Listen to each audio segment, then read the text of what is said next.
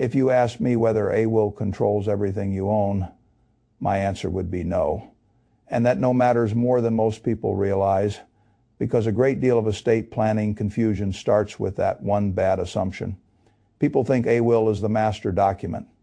They think once the will is signed, everything follows the will. That is not how this works.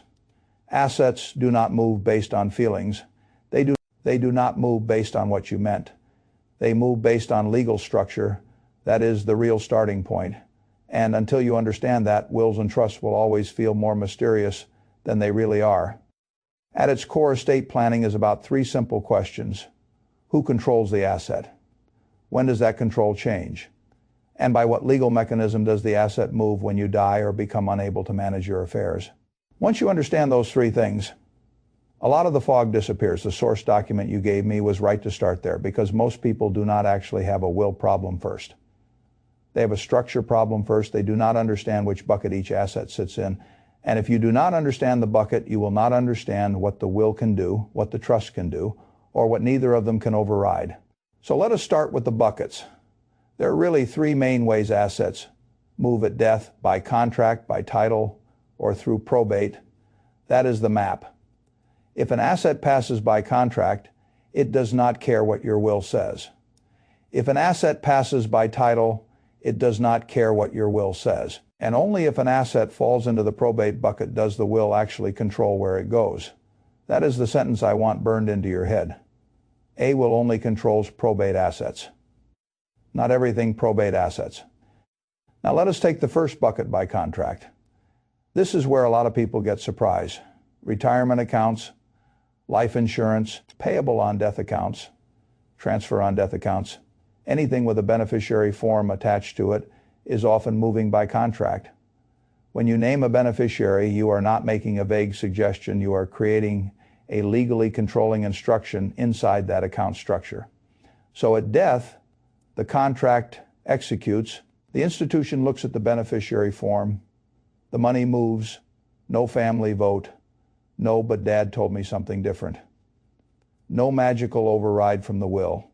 This is one of the most important realities in estate planning. If your will says one thing and your beneficiary form says another, the beneficiary form wins. Every time. That is not because somebody is ignoring your will. It is because the asset is not in the will's bucket to control. The asset already had its own legal transfer mechanism. That is why I tell people to check their beneficiary forms far more often than they think they need to.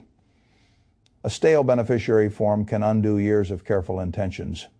You can have a beautifully written will and still create the wrong outcome because your life insurance, your IRA, or your payable on death account is pointed at the wrong person. That happens all the time.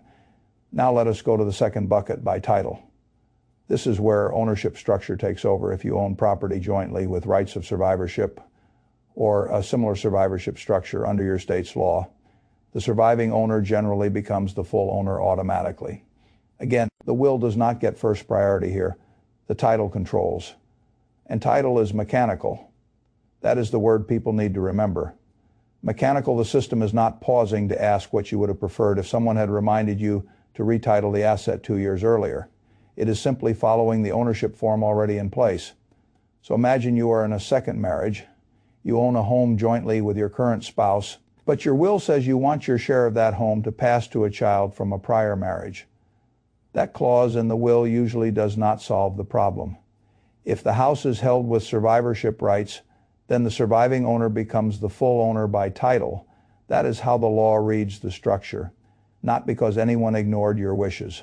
Because your ownership arrangement already decided the outcome before the will ever entered the conversation. This is where so many unintended results come from. Not bad motives, bad structure. Now let us talk about the third bucket, probate. Everything not already controlled by contract or title falls here. If there is no beneficiary designation, no survivorship feature, no trust ownership, and no other direct transfer mechanism, then the asset becomes a probate asset. That is the bucket the will actually governs. So yes, a will matters. It can matter a great deal. But it matters only inside that bucket. And once you see that, estate planning becomes much easier to understand. The will is not the universal trump card. The will is the set of instructions for the assets that still require court-supervised transfer. That is a very different thing. Now let us talk about what a will actually is. A will is a revocable legal document.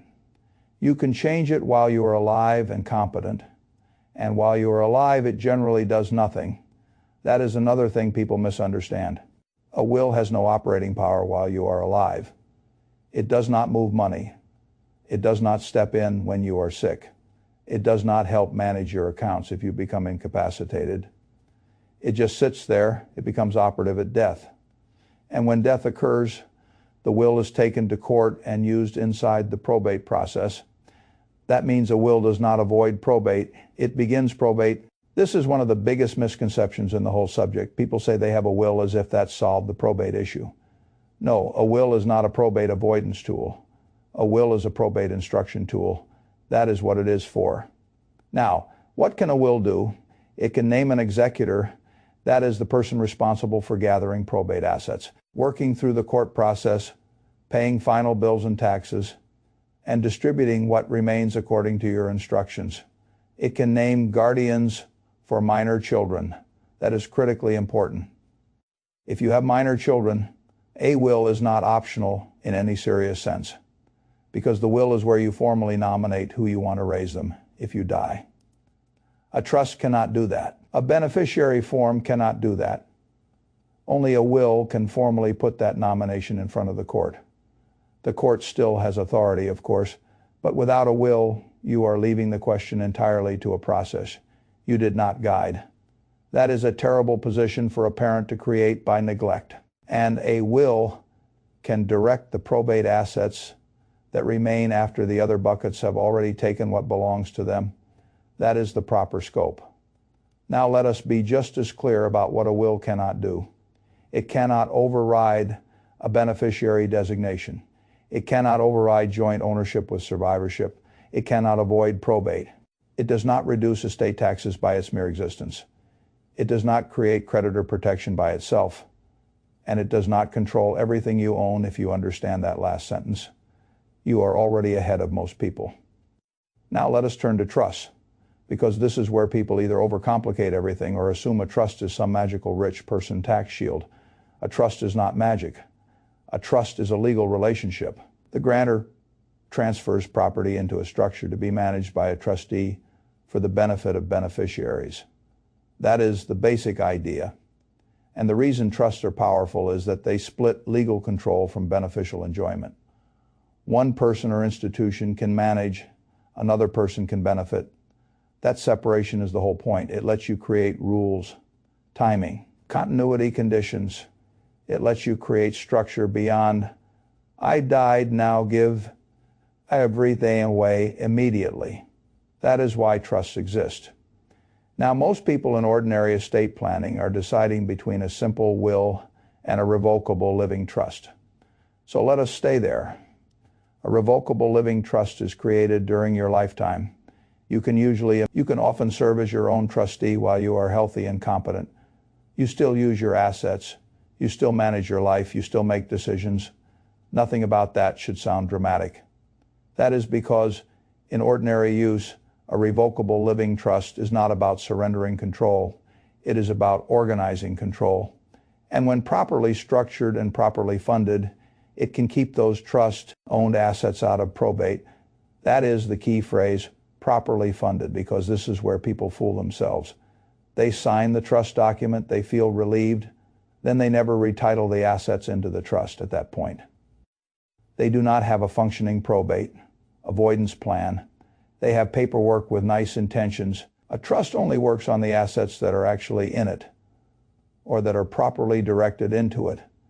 If the house is still in your individual name, if the account is still in your individual name, if the asset never got moved, the probate problem may still be sitting right where it was before. That is why I say funding matters more than excitement. Without funding, the trust is just a shell.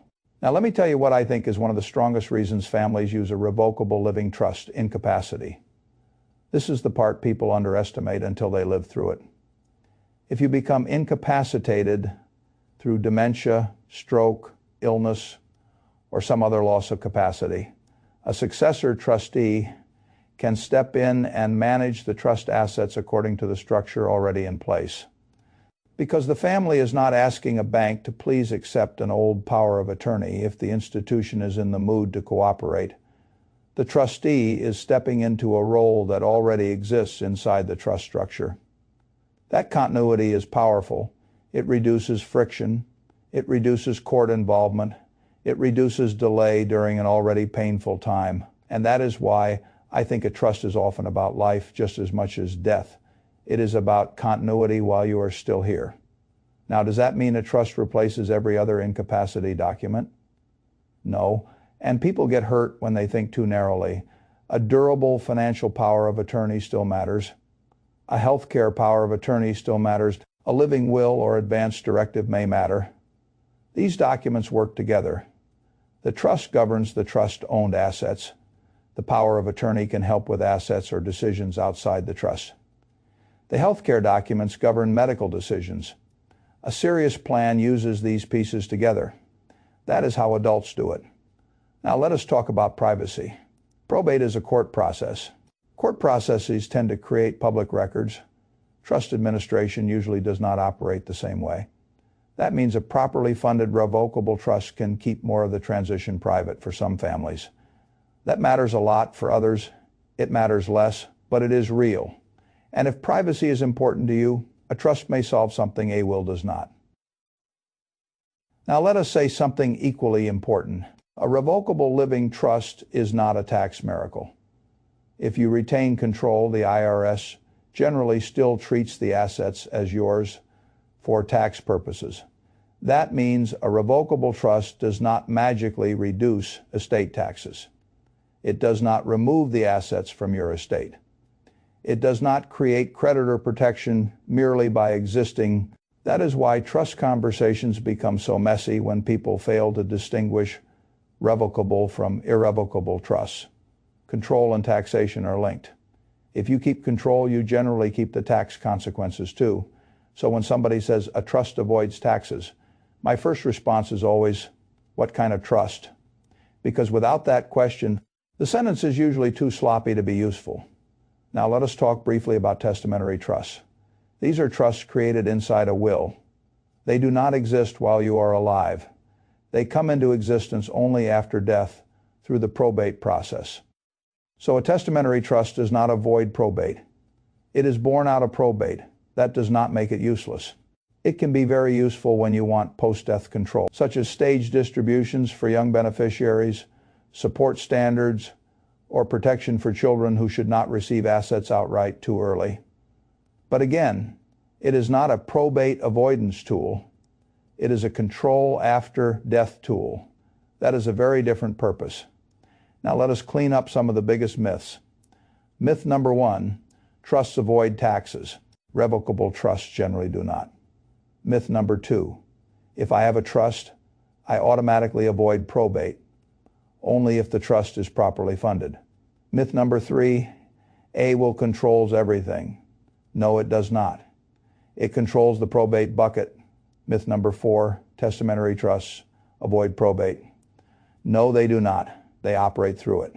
Most confusion in estate planning comes from people repeating phrases without asking what legal structure is actually being described.